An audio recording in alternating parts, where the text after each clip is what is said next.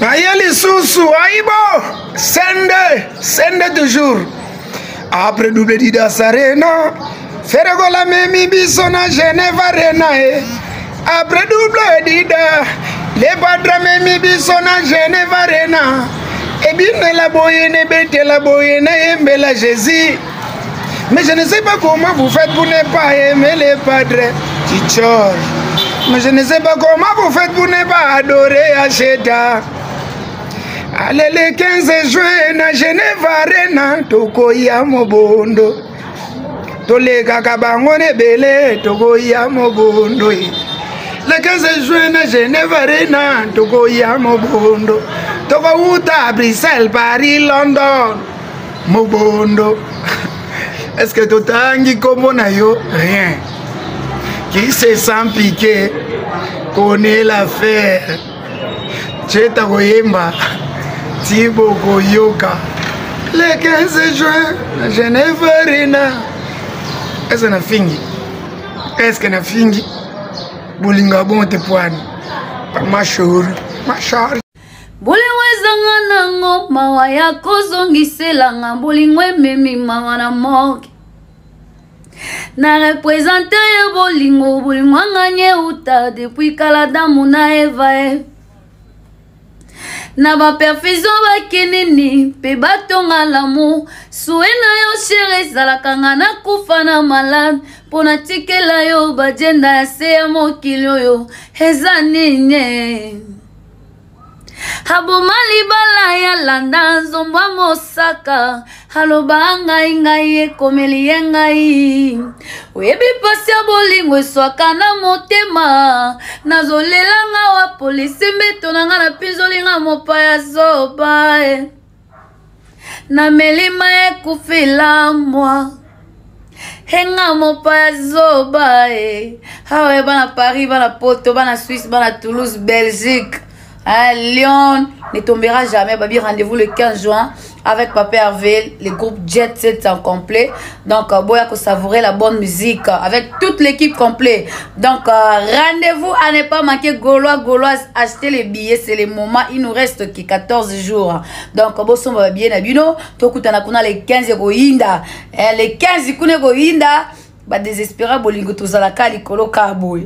Engai mopaya zoba.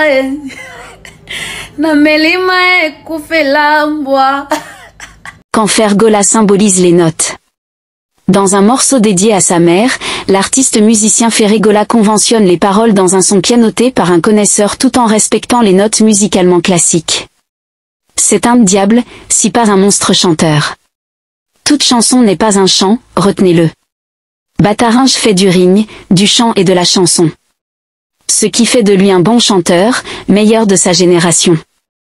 Les autres peuvent faire de la musique, de la chanson et de la danse, mais Fergola complet, fait chant, chanson, musique et danse. Les fans, Gaulois et Warriors, des artistes Fergola le Padré et Fally Ipupa sont en train de dévoiler les images de leur concert au stade de Martyr Messeux, Spirita, de Héritier Wata font comme si leur artiste ne s'est jamais produit au SDM dans leur présence.